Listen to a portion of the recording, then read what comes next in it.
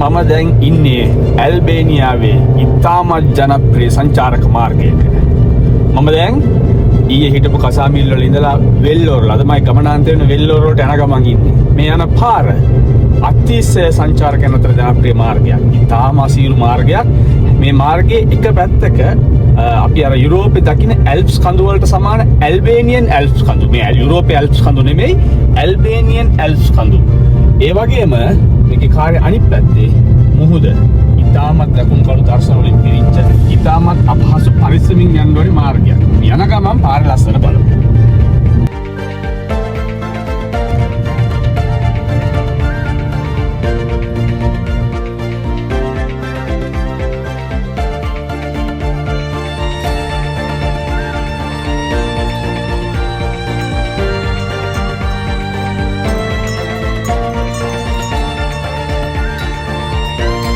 මම දැන් ඉන්නේ ලෝග්‍රා පාස් වල.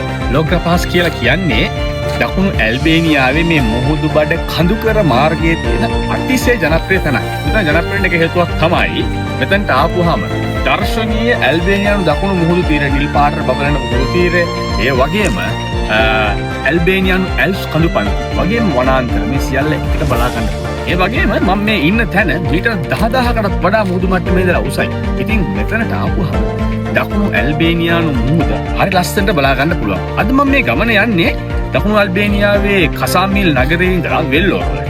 ඒ කියන්නේ අගනගරේ ටිකක් කිට්ටුවේ. මේ ගමන යනකොට මට මාර්ග දෙකක් තෝරාගැනීමේ හැකියාව තියෙනවා.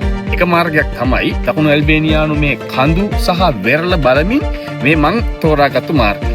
තවත් මාර්ගයක් තියෙනවා.